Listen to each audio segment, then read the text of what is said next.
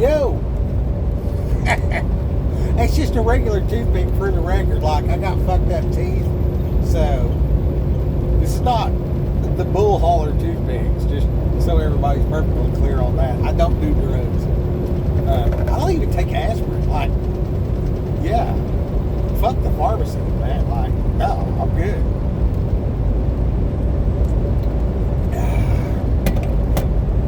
What is up, YouTubers?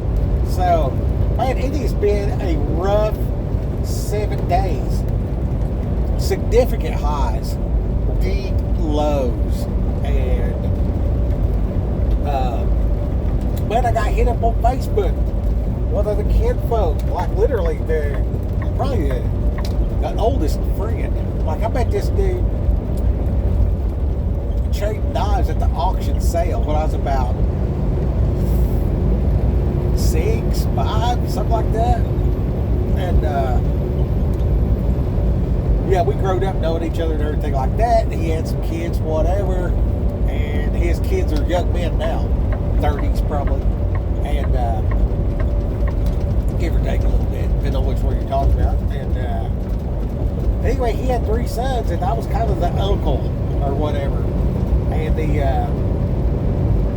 shenanigans, they were well aware of the shenanigans, and you know, their dad was a little more heavy in the game, and than I was. I was always more straight-laced, talking about Jesus all the time, you know what I mean? And I had been trial by fire, I guess, through these various stages or whatever like that. You know, it was just kind of cool today to see that I got a friend request on my Facebook. Oh, I'm Chuck Jiver on Facebook. If you'll follow me on Facebook or find me on Facebook, whatever like that, like truck driver, it's like Chuck Jiver. And I think I've said this on camera a couple times, but yeah, let's just keep telling the same story. I guess if you hear it 6 times and the details don't change, you know, obviously I'm not bullshit, right? So that was a pro tip. When you're in jail and you hear the same guy tell the same story 6 times, if the critical parts of the story change, it'll change a little bit. So you know it's not a story. But then, like, certain points of it will remain the same. And that observation will give you the ability to hear the ring of truth. And honing the bullshit-o-meter is a life skill that it pays off. The dividends paid from a properly tuned bullshit-o-meter is epic. You'll obtain this through Bible study with the various translations with a skeptical head.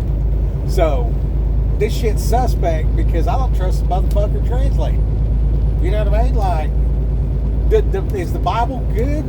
Yeah. Did somebody fuck with it? Probably. Was it intentional?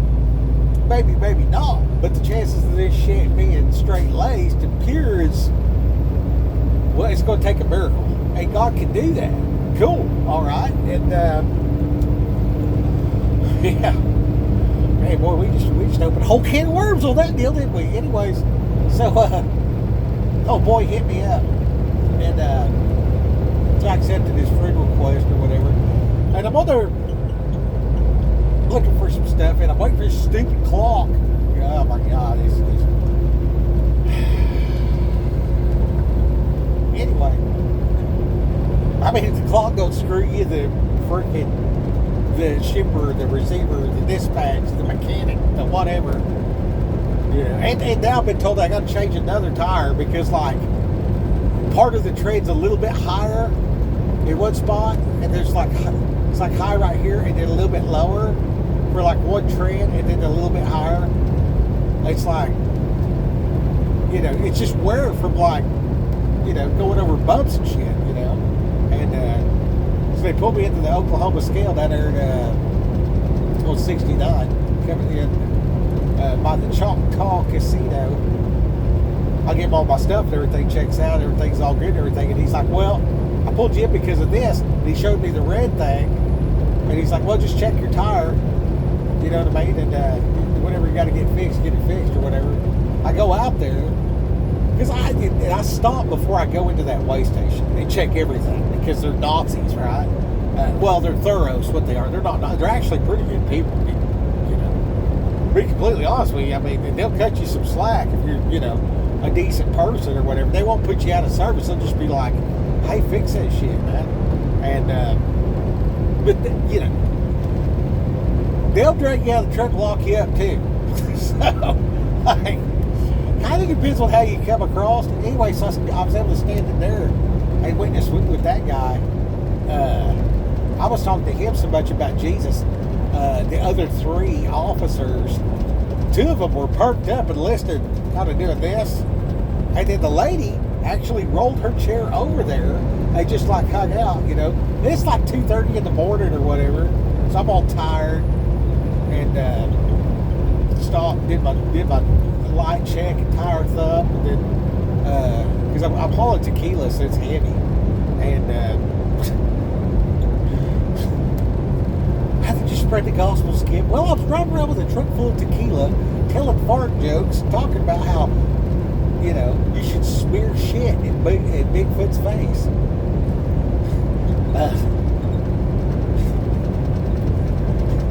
The whole world is a dad joke, I'm telling you right now.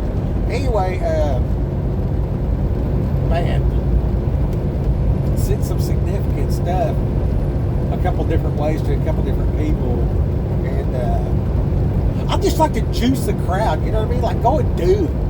Like, what? I don't know what you're supposed to do. I don't know what you're supposed to have, but I want to give you encouragement and inspiration and just like nudge you on your path. You know what I mean? Like, I ain't here to tell you what the fuck to do. I'm a dumbass. You know what I mean? Obviously, God's working through me to accomplish anything. I think if you get real technical, it's like, well, you know, he gave me breath. That's a red-tailed hawk.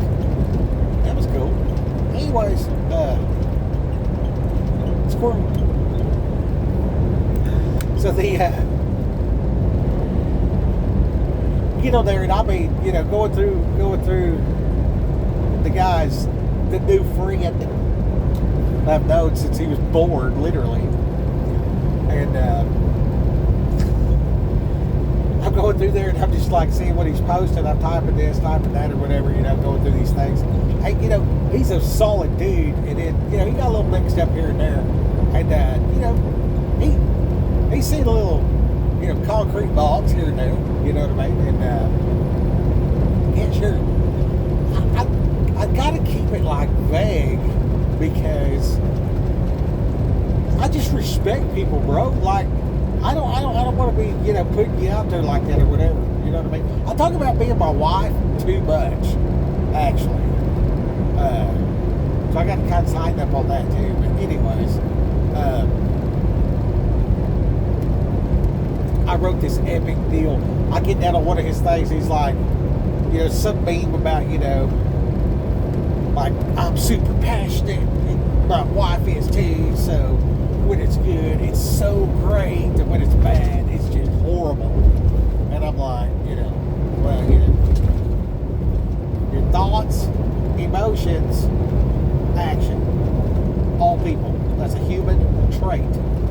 And I broke that down, and I was able to write some stuff out. I probably ought to look at it and just read the thing to you. Can I do that? Is that possible? Let me see if I can do that. I don't think I can do that. Anyway, I don't want to break the thing. Maybe I'll open it back up and read it when I'm not driving. How about that? Hey, the funny part is a lot of it's about growing in maturity, right? So basically, I was talking to him about, you know, our thoughts, and then you want like the Holy Ghost vetting this situation. You know what I mean? And then I gave scripture like Jesus said, "Behold, I stand and knock. Will you let me in? We eat dinner." And then the other one's like, you know, you look out the door and it's like, you know, the thought comes in and it's just like, this is the freaking devil. You know what I mean? Like you're standing there and like there's a situation and you're like, hey, the thought pops in your head, oh, just punch somebody right in his face right now. probably not the best thing to do. Like that could be coming from me, or that could be coming from the devil.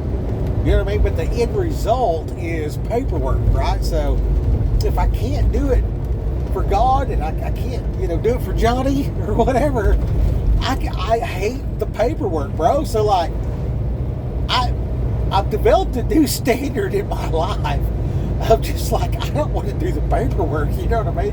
And I don't need to stand up to this dude. I don't, can I win the fight or not? All these various things, they are going through the paperwork test, and I don't want to do the paperwork. You know what I mean? Like, there's a cop right there, and I'm driving the speed limit. It's actually 45. I'm doing 35 because all the cars around me are scared of the cop or whatever. So I'm just cruising, right? And it's because I don't want to do the paperwork. If something happens and I lost my license, I know that God would just give me a different job, right? Like, because He always has. So my experience in life is, when it's getting hard, it's because I'm fucking it up. There's just like this epic over and over and over where God's making a way where I keep fucking it up. So it's real easy after you've, been through all these things, if you'll remember it, for one, and then for two, if you will look at what's actually happening. What is actually happening here. So like, you don't want to overlook your after action reports. I find myself, since I was a kid, I remember laying in bed, apologizing, and just whispering and talking about, sorry I killed the cat, sorry about this, sorry about that. I remember one time I was thinking about, because I used to get spanked about every day. I say that acknowledging that it was good. I probably needed more than I got, truth be told. And it's not a slight. That is me honoring my parents, saying to you, there was a season in my life where I got spanked every day.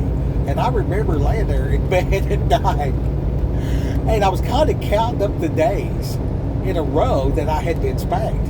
And it was more than a month. And I said to myself, well, it wasn't the same thing. I did not get spanked for the same reason.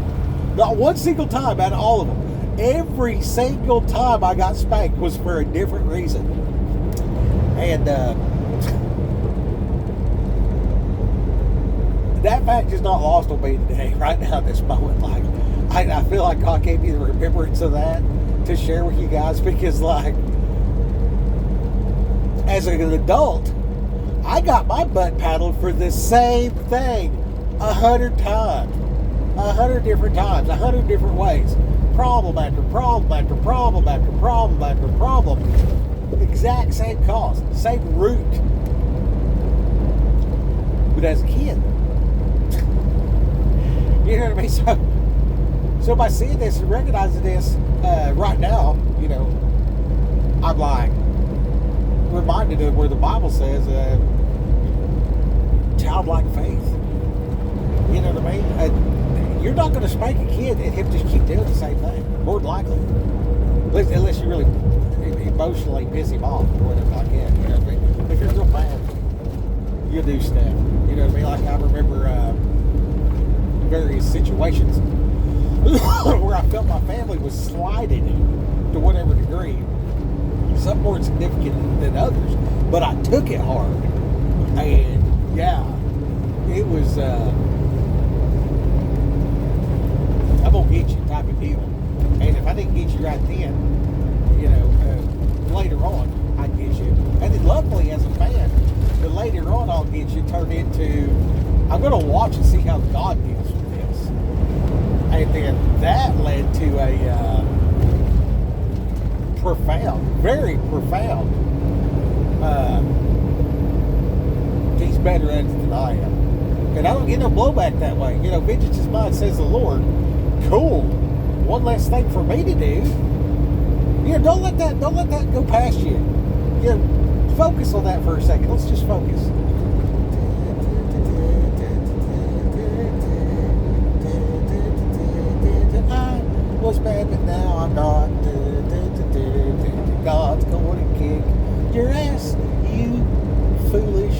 dude.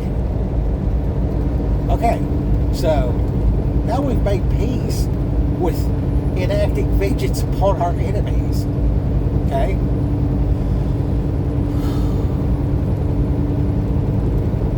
But it tastes good. The freedom. We'll drink this rock get coffee. You know, it's truck stop coffee when you want to growl a little bit.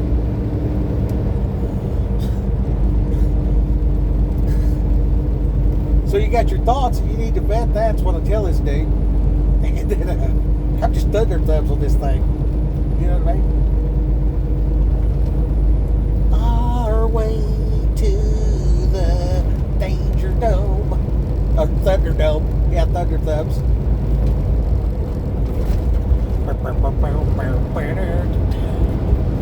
Gonna take you right into the danger zone. How's he driving when he does that? Oh, look at him go. I can drive with my knee too. Dad told me one time, he said, you're not a real truck driver until you pull out onto the boulevard, grabbing gears, switching sticks, hit the splitter, take a bite out of your sandwich, then cuss somebody on the radio. I seen the man take a bite of a Subway sandwich, reach up with the other two fingers, grab the mic, go through the steering wheel, shift the gear, say, bitch, blah, blah, this and that. I see the stuff that they call distracted driving down. I'm just like, bro, you have no idea what a good man is capable of. Slowing everybody down and not letting them push the limits. It's why everybody's a fucking dumbass now. Just for the record. You know. Like, there needs to be a fucking learning curve clause in the legal system. You know what I mean? Where like some lawyer suing you over some bullshit, like, you know, oh, my kid broke his leg on the merry-go-round. And then whoever owns the playground could be like, but did he learn something? And then like the broke leg is offset by the not a dumbass no more effect, and that negates liability. You know what I'm saying? Like that's a real thing. Like that should be a thing.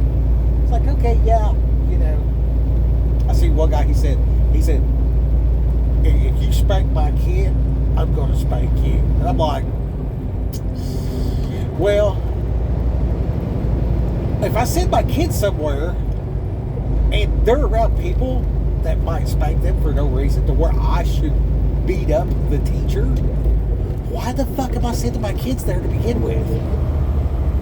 Like, for real. Like, you know what I mean? And then there's the whole, my kid got fucked up one way or another in school, and they're upset or whatever, you know what I mean? It obviously they lived through it or whatever, you know, we're not talking about serious, but when I was a kid, I called the bus driver motherfucker or something like that, and he stopped the bus, took me off the bus, took his belt off, spanked me, got back on the bus, and he said, you can walk, and he drove off, and I had to walk home a while.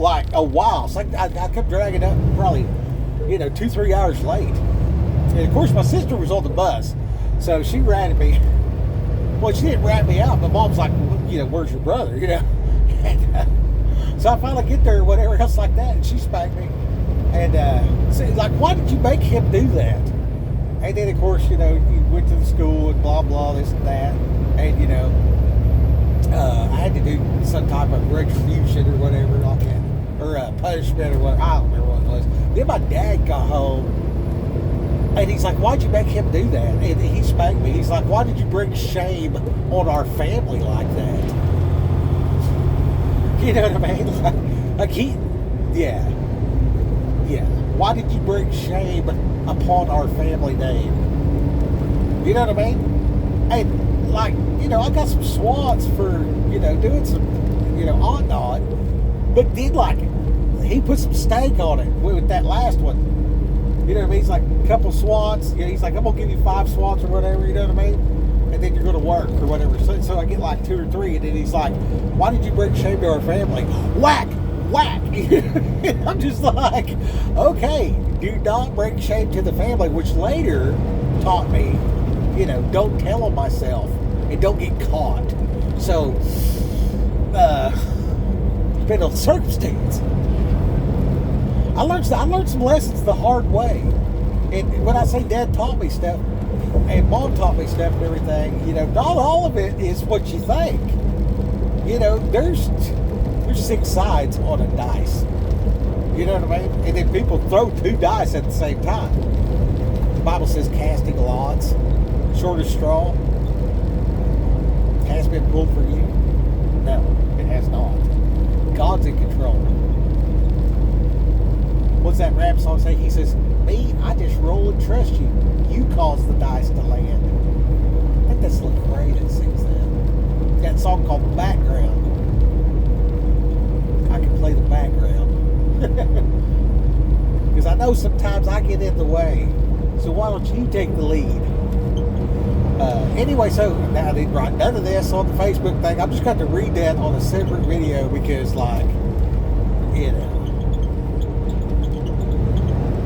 I'm in the flow state.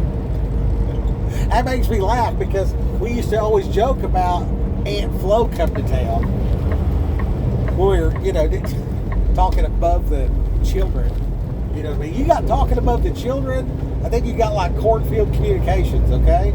So your cornfield communications is a very nonchalant, easy, palatable way of, pointing out the fact that there's somebody around that shouldn't be hearing what I got to say. They shouldn't be privy to the information.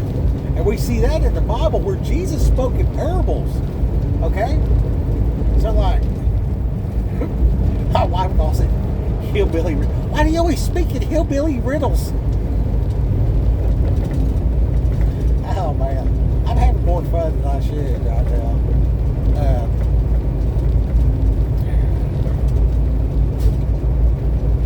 So then I brought the emotional stuff or whatever like that. I'm like, well, you vet this. Is this good, bad, or suspect? And if it's my thought, it's highly suspect because I have a bad track record on certain topics and then super good on these other things. So it's like, when I'm deciding slightly turn left or right to stay in my lane, that's a no-brainer, right? Because I'm skilled like that because of reps and sets and practice. And I've been driving for 40 years. It's not that big a deal. You get somebody fresh off the boat, and I talked to that guy. I think he was from Kenya. I was in Oregon,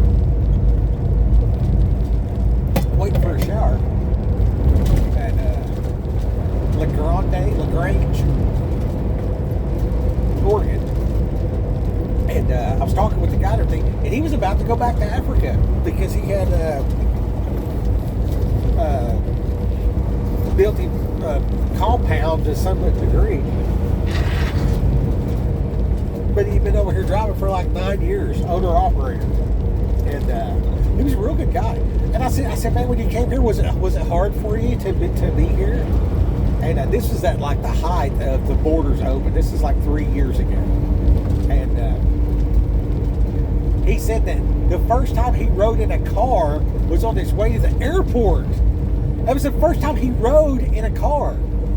I was like, because I'm like, that's the first time you drove a car? He said, no, that's the first time I rode in a car. He said, we had bicycles. And they would take these bicycles and they'd stack bananas on them or whatever. And they would go up into the mountains and stack 600 pounds of bananas on this bicycle and then ride it into town. And then when they got to town, they sold the bananas and they would buy a new tube or whatever for their bicycle.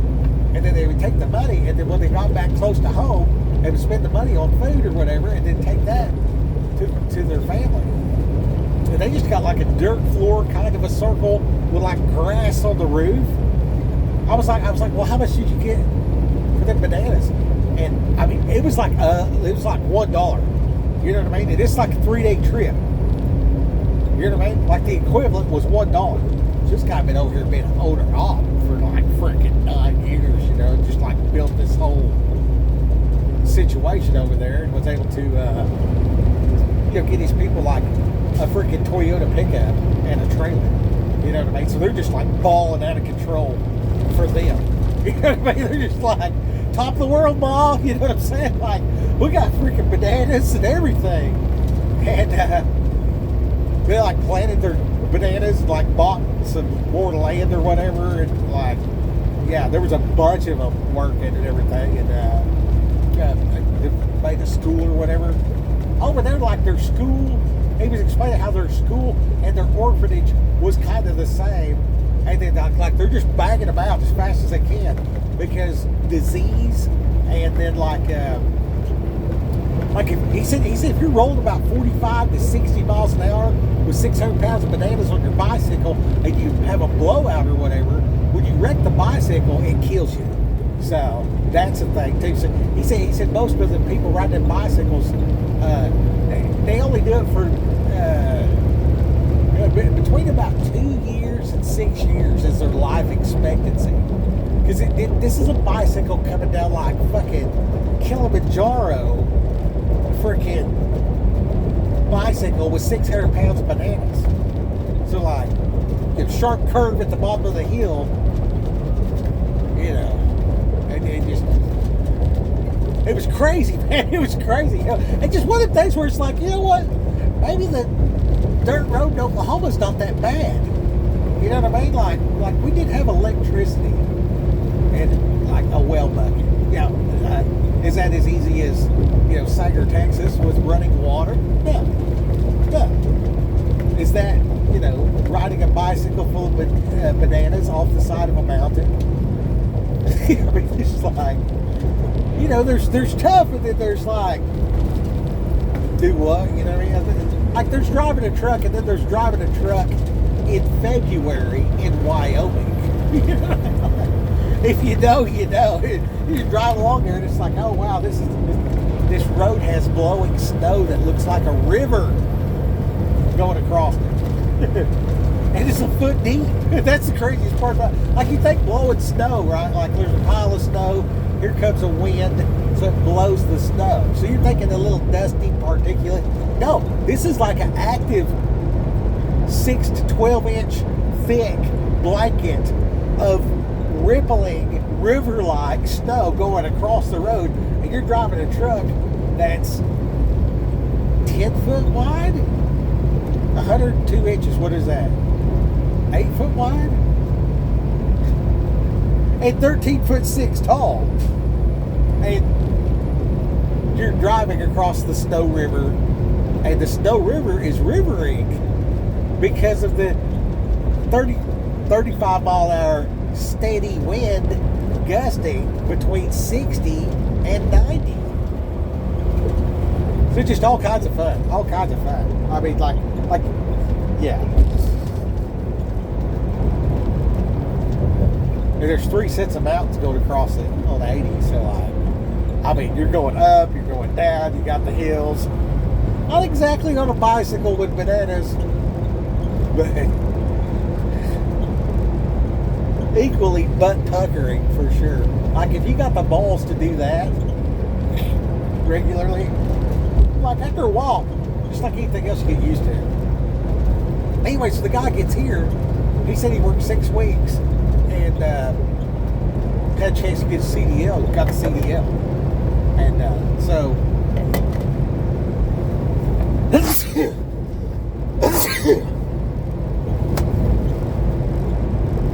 I was like, man, that's cool as fuck, man. That's cool. You know what I mean? That's great. I'm glad you did that. And he hauled the reefer. So that refrigerated reefer, that's where a lot of your salad comes from. Like, I won't do that because they're super uppity at the grocery places where you deliver and pick up. They got all these different rules, and I mean, like, I just delivered an HEB They scheduled it out. I got there a whole day early, basically. Parked down the street, I did everything I could, entertained myself, cleaned the truck up, whatever like that. Get over there. It just, 2 hours past the appointment, they finally get me in. Then it takes 5 hours to get loaded. And then I drive for 2.5 hours. Pick up this trailer I got now. I get there and it's parked in the mechanic bay. So they picked it up, parked it in the mechanic bay, but they didn't fill out one piece of paper and put a sticker on it. So I can't drive off. I had 6 hours available time to drive. I could have hooked up to it, drove, and then did a 10-hour break, and I would have delivered this morning.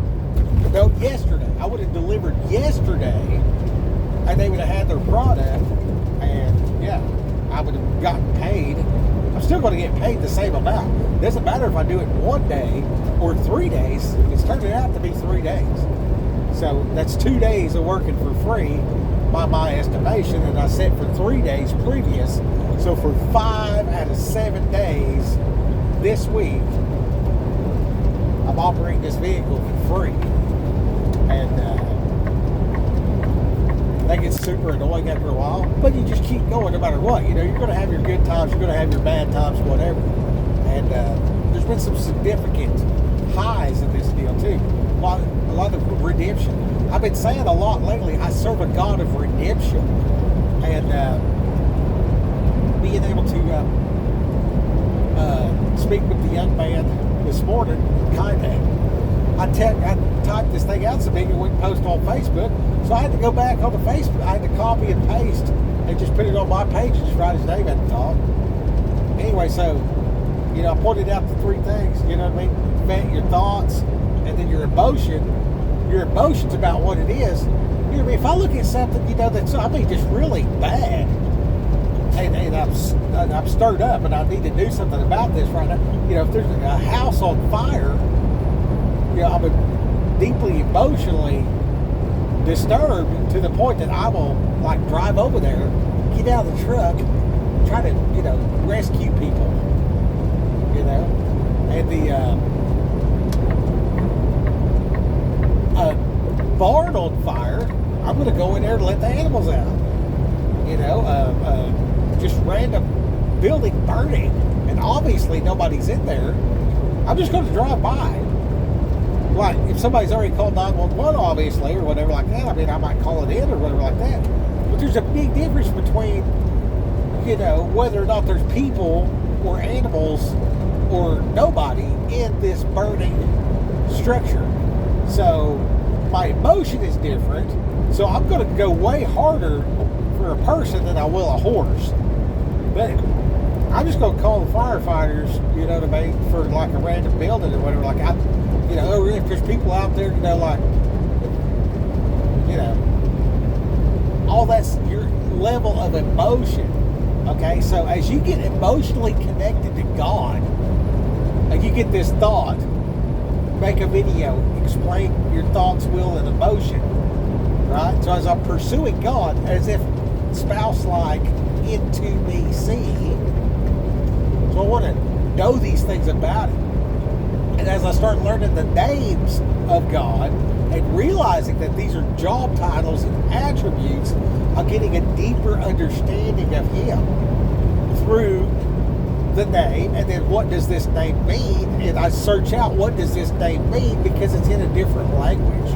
And then because I don't trust the translation, I need a few of them to tell me the same thing before I'm like, probably. You know what I mean? So all this over and over and over and over, redundant. It's like a marriage, you know what I mean? And then your wife is going to see stuff in you and point that out. And I was pointing it out to this guy. I said, I'm supposed to be leading this house, but she's supposed to be propping me up. You know what I mean? And that's staying in your lane. God's God. I'm the head of the house. She's the wife. I got to go out here and slay the dragon, and she's got to uphold me in the homestead while I'm out here slaying the dragon type of deal. And surprisingly, what does that look like? Nagging. It looks like nagging. And then we're just like, because our culture and stuff like that, we get defensive and argue with the wife when she's pointing out our flaws. But if we'll stop for a second and be like, is this God, the devil, or suspect? The first thing you want to consider is the God aspect. So as I'm vetting this thought that my other half, my better half, is telling me where I need to follow a budget better, whatever, quit saying motherfucker while you're talking about Jesus, just stuff I don't notice. But she's pointing it out. I say, babe, wouldn't it be cool if we did X, Y, Z, this, that, and the other? And I'm just back of the napkin spew an idea. And she's like, well, how are you going to pay for that? We don't have the money for that. And I'm like, immediately I want to be like, oh, you're a wet blanket, you Debbie Downer, or whatever. If I'll just pause that bullshit, my defensive response, emotional outburst, if I'll just pause that long enough to say, is what she just said coming from God, coming from the devil, or is it just suspect? You know what I mean? Like, she's telling me my flaw. I'm the fucking problem, which is great because I can fix me. The only one I can control is me. So my wife is the only one close enough that I won't, freak out, or whatever. Maybe I will. But she's the only one that cares enough and is close enough to pierce the veil of my being, to know me intimately and say, Skip, you have an issue. Because I would say, Skip, you're fucked up. And then, a lot of people can't handle that or whatever like that. So I got to realize she's telling me to articulate myself in a more palatable manner so that I can reach people instead of turning them off. And I can convey certain things that are reserved in parables and hillbilly riddles. I don't have to lose my personality, but I need to say things in a way that other people can understand what I'm saying, which is super basic, and it makes me laugh because I read some of the stuff I type after the fact. I'll be driving and it just hits me and I don't want to lose the thought, but I'm driving a semi-truck, so I hit the button to do the push to talk thing. And if you've ever used that, I did the push to talk, look at it, it says exactly what I said, hit send, and then it pop up on a comment for a YouTube video, and I look down at it and it's different words. I'll be writing something about biblically. I put biblically epic on a deal, and it wrote basically epic. But I said biblically, it typed out biblically, I read biblically, and then when I read it later, it said basically. So that's the enemy. That's the enemy doing that. And I got to recognize that. Okay, now there was an epic that was spoken to the cops last night because this tire deal, they pulled me in there and talked to me, whatever like that. And, I stood there for 10, 15 minutes explaining deep truth to these people, these individuals that need to take that to their church and to their family. You know what I mean? And then just now, I got some chicken fried steak, which is, oh man, it was so good. I ate enough carbs for a week. And I didn't get the green beans because they had freaking bacon in there. And I was like, well, and he's like, well, you can eat what you want or whatever. And I'm just like, well, Jesus was Jewish. I just recently found out Jesus was Jewish. You know what I mean? Because that's kind of one of my go-to sayings. And I'm like, I'm scared of that part where he said, depart from me, workers of lawlessness. So I want to observe the law to know what it is. instructions, and then I want to like follow the instructions, like the manufacturer's specification. It's like, the engine takes 10W30. I mean, I can put 1540 in it, but some of them oil journals might not be able to handle that. The oil might be too thick and not get enough volume of oil to critical parts, because I put 1540 conventional in this car that takes 1030 full synthetic.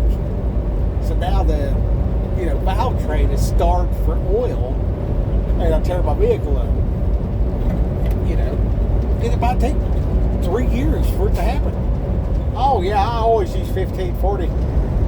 That's what I check. Anyway, basically what I told the guy was, he said, well, I think it depends on your convictions or something like that, which it does to a certain degree.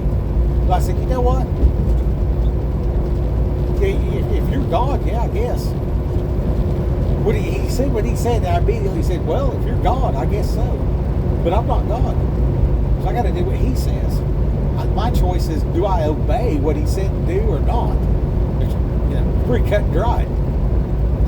Have a good day. And that's a slap in the face. But that might be the difference in somebody's salvation. You know what I mean? So, if I get burned running into this burning house, trying to save somebody, I mean, shit. Put on this long sleeve real quick. Hang on. Let me get these FRCs put on real quick. Pro tip, if you have flame-resistant clothing, do not wear that while you're changing the oil in your truck or grease or whatever. You're defeating the purpose, like you're putting oil on the, flame-resistant clothing. Like, well, my shirt's not going to burn, but it is soaked in this. What is this 1540 you speak of? Oh, I have to rub that all over my chest before I test this, flame-resistant. It's resistant. Not proof. It's resistant.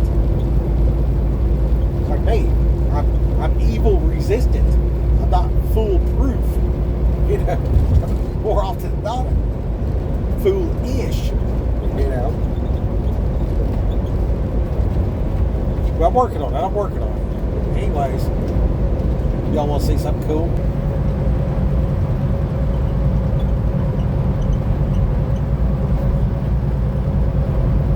Macintosh County, South Canadian River. She dirty bird. She is a dirty bird.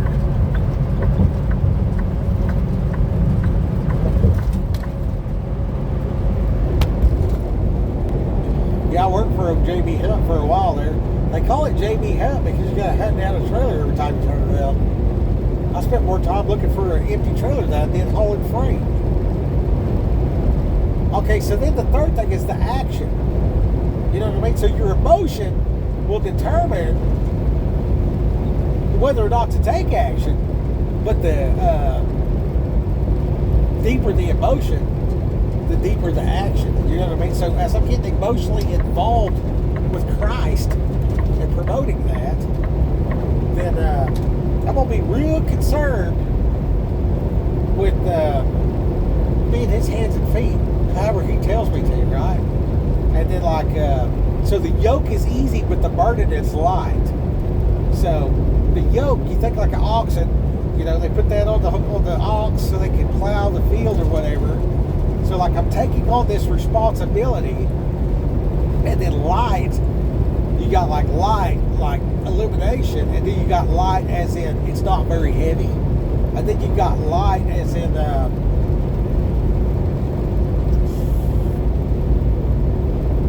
if I say light-hearted, whatever that is, light-hearted. So his yoke is easy, and the burden is light. You know what I mean? So sometimes you'll see some real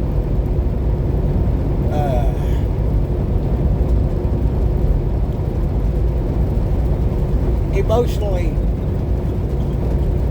devastating, trauma, whatever, and your will to live and your intellect and all this stuff will it kind of puts you on a path of don't do that again. You know what I mean? And then other stuff, like your brain is still developing because you're a kid, and you just kind of block it out because you don't know what to do with it. You know what I mean? And then sometimes that you never mature into this is how I deal with certain things. So you might have this trauma in you that hasn't been dealt with, and you didn't develop a process to deal with it. You know what I mean? So if I, running a business, like the paperwork for doing the taxes, the budget, and all the accounting, if I don't develop those skills to do that, I can be the best manufacturer in the world. I could be, have everything on time, this, that, and the other, and then just get wiped out and lose my business because I didn't save no money for taxes or whatever. You know what I mean? And then I think I'm over here, doing good, making a killing, and my product is, superior to the competition, and I'm, doing it at a lower rate. So I'm getting all the business, and I'm having trouble manufacturing enough and getting it distributed to everybody that wants it, because everybody wants it all across the nation, and all these different things. Well,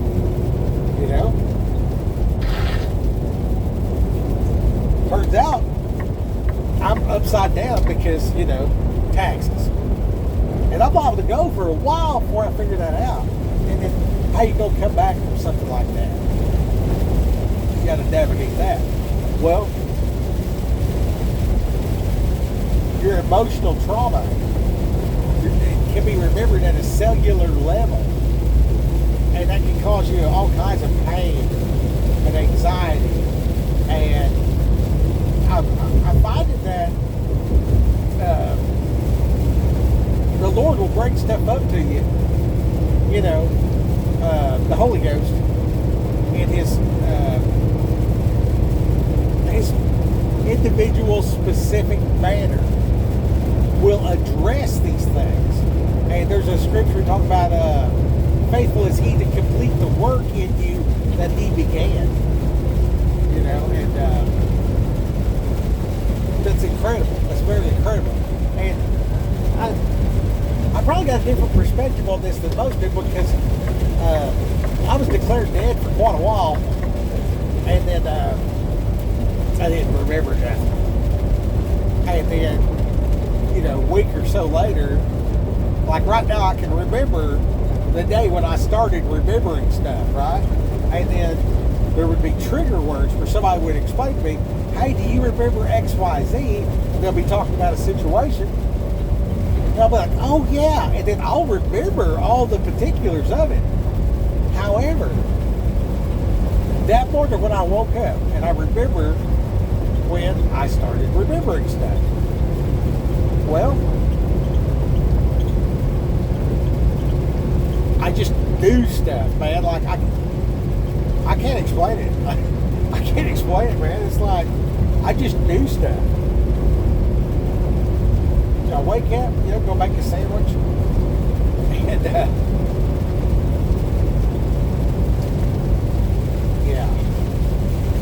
and I start talking to people, and I'm telling them all about their things and stuff that they, just delivering information.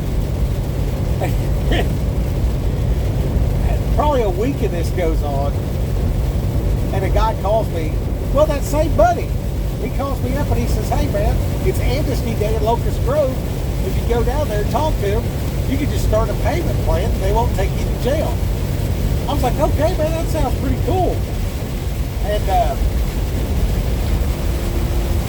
what does this got to do with me? And he's like, dude, he said, you got warrants there. You got warrants all over the place. I was like, oh, really? I didn't have a clue. And, yeah. I didn't have a clue. Well,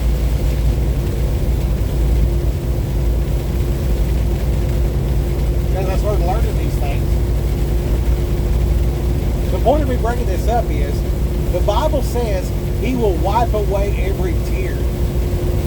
And I know that yonder, I'm not going to be thinking about all these people that are burning in hell or whatever.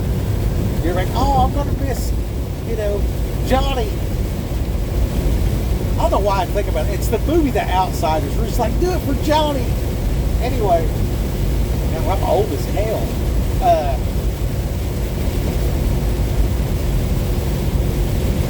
Telling Fonzie jokes pretty soon. Anyway, do you know who Fonzie is? Who is this the Fonz you speak of? Anyway, voice raining like hell. The devil hates these messages. So that stuff, those people that don't make it, you're not going to remember. It's one of the, when I look over my whole life, one of the most beautiful times of my life. It wasn't 51st dates where like every day I didn't remember. There was just one day I didn't remember, and then I started finding stuff out, and it's like, oh yeah. And for about a week there, I didn't remember doing anything wrong. I didn't remember that I had warrants. I didn't remember that I messed this up, and I did that. And I was just free, bro. And that's what it's like, man. And that's the way that we should all be up yonder. We will be like that up yonder. But the reason that we remember right now is because, like, a hot stove. You're going to remember it to not do that shit again. You know what I mean? And then, when you're healed, it's, there's several, it can be various things. Like, if I said, that's mighty tough talk for somebody that don't go heels. Okay? 90% of the people I see out here on the road have no clue what I just said. But anybody where I grew up would realize that's a movie quote, for one.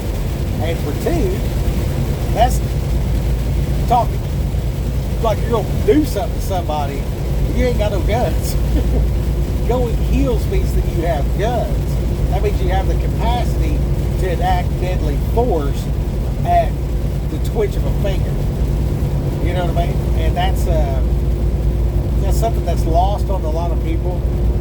And then there's also heal, like I cut my finger and it healed up. And then there's also heal, like I teach my dog to stay. So you got your obedience school for dogs. Like, Google one and talk to somebody. What do they train your dog to do? And write that down. And be healed in Jesus' name. To obedience to the Bible.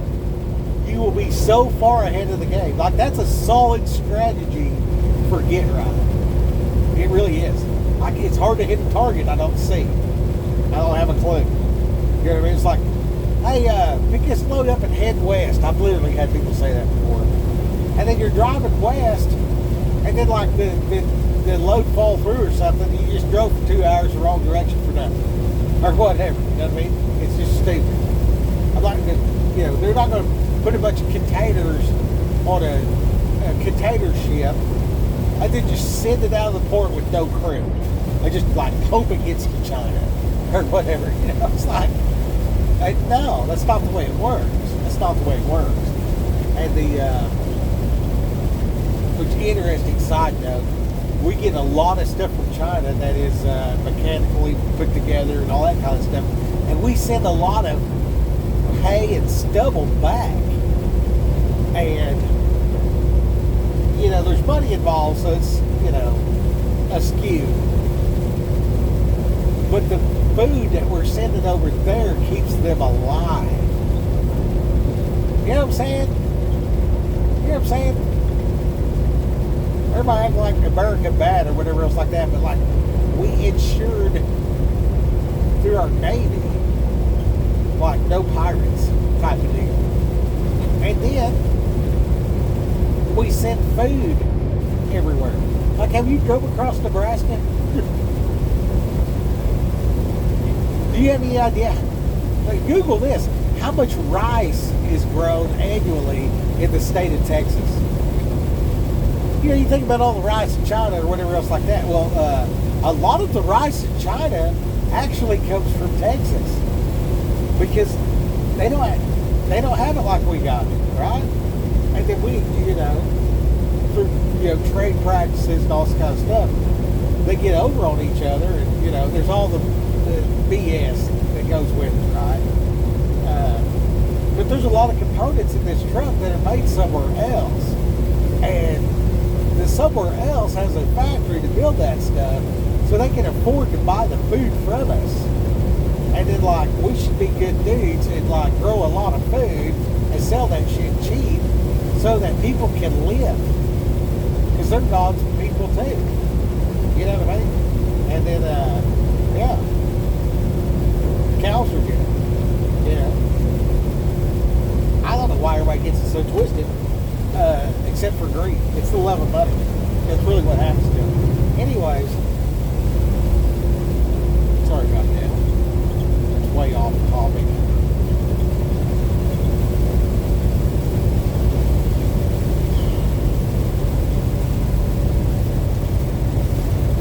So if you'll pause just long enough to vet your thought, is this God or not? If it's God, remember the Bible said, Jesus says, behold, I stand at the door and knock. And for whomsoever will let me in, I will come in and sup with thee. So if you want dinner with Jesus, this is how you get it. Vet your thoughts. Is this coming from God? And then adjust your emotions appropriately. So if God is telling you via a gut feeling, get your kids out of that school because they're perverts, then you should be, if that's real and coming from God, you vetted that thought. Is this the enemy? Like, are they really like that bad or whatever like that? And then you think about it logically, and you're like, oh yeah, they're telling my kids to just fornicate freely and use a condom so there's no consequences or whatever. And obviously, that's a growth in difficulty that I don't want my kids to experience. So, I want to teach my kids the wisdom and ethics and morals of Jesus Christ. And Jesus wasn't put down, okay? So, if this school is teaching your kids to put out, and then there's no consequences because you got a rubber on, don't send your kids there. Like, obviously not. And then, well, that could be any thought. Like, is it coming from God? How do I feel emotional about that? And for me, emotionally, I'm like, fuck no. No. I don't want my kids going there. You know what I mean? And then if the consequences of that is some kind of, legal penalty to whatever degree or whatever,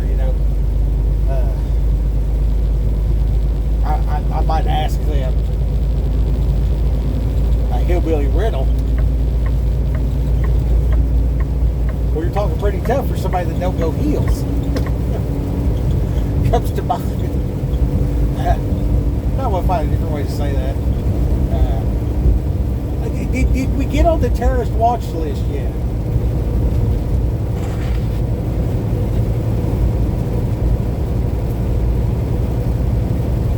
I hope I'm on that list, and I hope there's like FBI agents watching this, because I want them to have the gospel too. Like, everybody's worried about the Big Brother and the AI's watching this, all this kind of stuff. But I submit to you this: the angels will write down everything you say and do, and including your motivation behind it, every day, all the time. And I've known this since before I realized I known it. So, 40 plus years, I've known this. I'm not going to get away with nothing. God sees everything. So with that in mind, I want to be afraid that God will throw me into hell.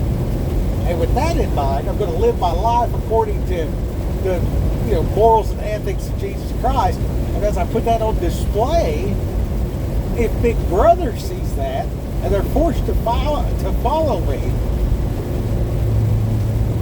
I have tricked them into becoming Christians. And if enough of them start talking like I'm talking, we'll have Bibles everywhere.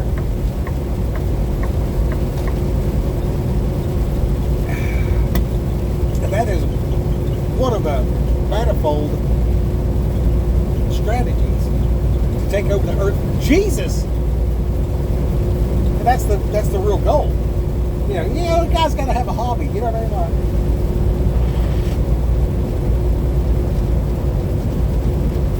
I want to be fully filled in my endeavor to take over the earth for Jesus. And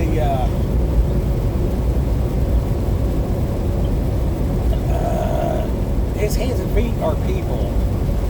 And then like the enemy somehow thwarted what Adam had, and then Jesus gave it back to us. So we have the keys to the kingdom. So you got the keys to the kingdom. I put it like this.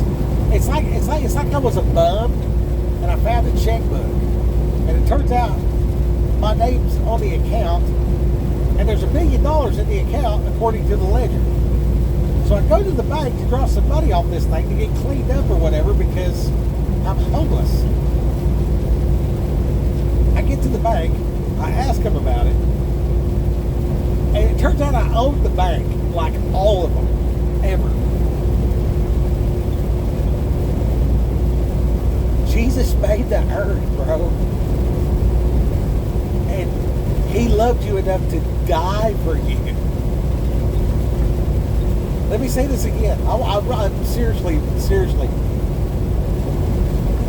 Jesus created the earth. In the beginning, he said, let there be light, and light was. 4 days later, he made the sun. The illumination around us is not coming from the sun in its origin. I believe it's a reflector, actually, but you know, like you're walking down the road at night, you can't see nothing, then a car comes by, and that big green sign lights up. It's reflective. The light being generated by the headlights of that vehicle,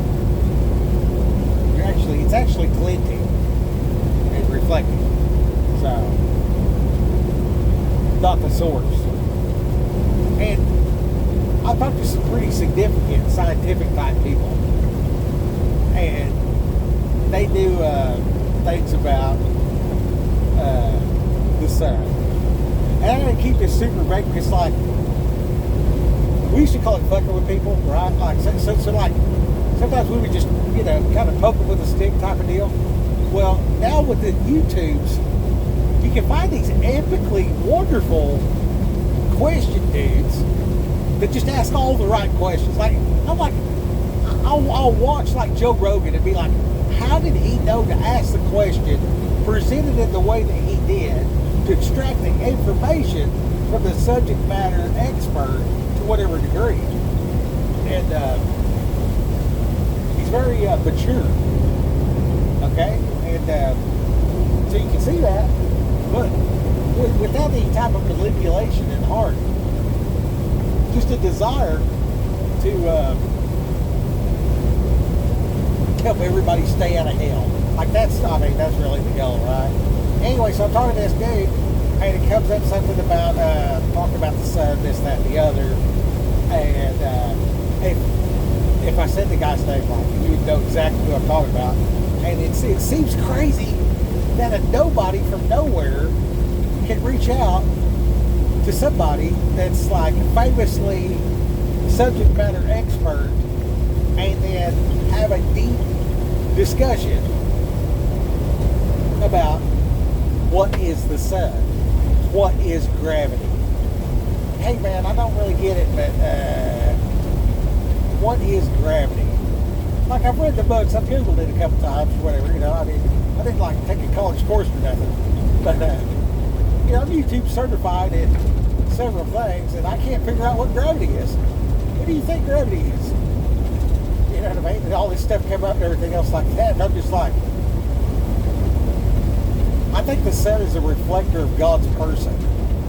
And this dude, like totally off, just, you know, we weren't even talking about the sun.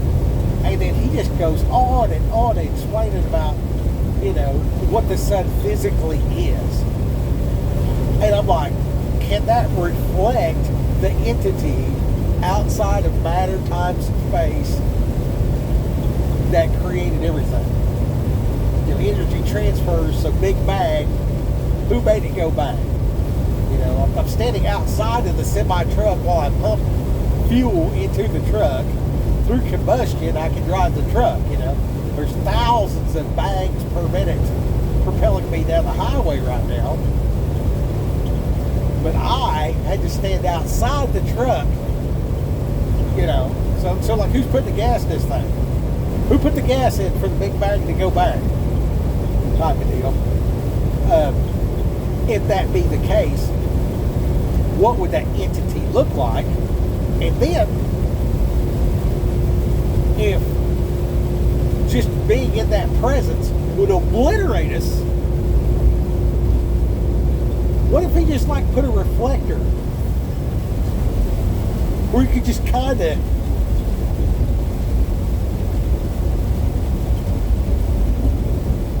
and listen to this dude talk on and on and on and on and on and on and on. And the guy was making my point for me, which was bringing about God's will in his life in that moment. So I'm just like juicing the crowd, right? Like, you just got to juice them. You know what I mean? And then, like, the Holy Ghost will give you the right, you know what I'm saying? Like, your boss is like, hey, can you do me a favor, this, that, and the other, on a text message? I got you, bro. And then comes back that monkey going like this, or whatever. You the man, whatever. You know what I mean? Like the attaboys and the pat on the back via GIF and inter-office communication. You take the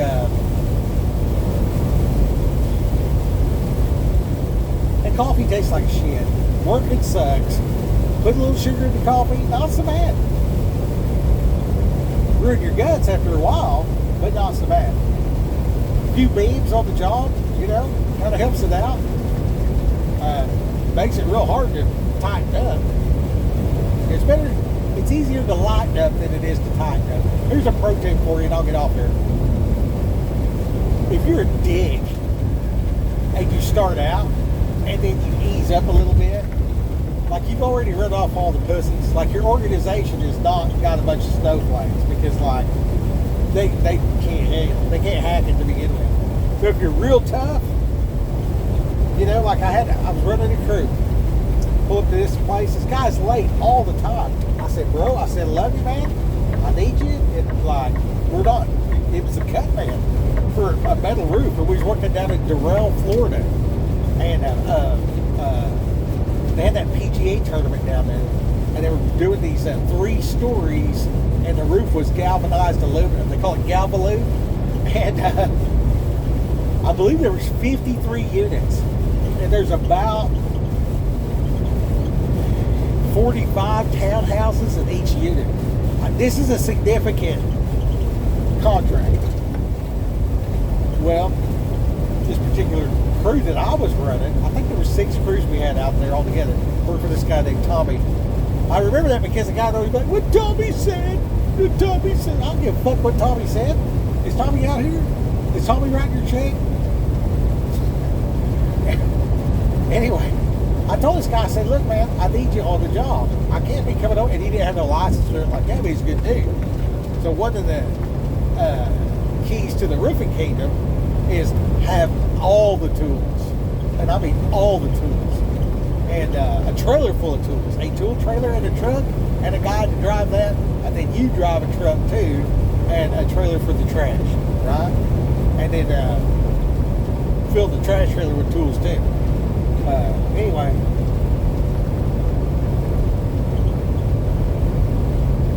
I told this guy, I said, look, man, I said, I'm going to be here at 7:05 tomorrow. Well, actually, it's probably about 5 minutes to 6.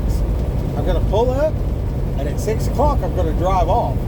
If you're in the truck, you're in the truck. If you're not, you're not. It doesn't matter whether I value you or not. It's whether or not you value your job.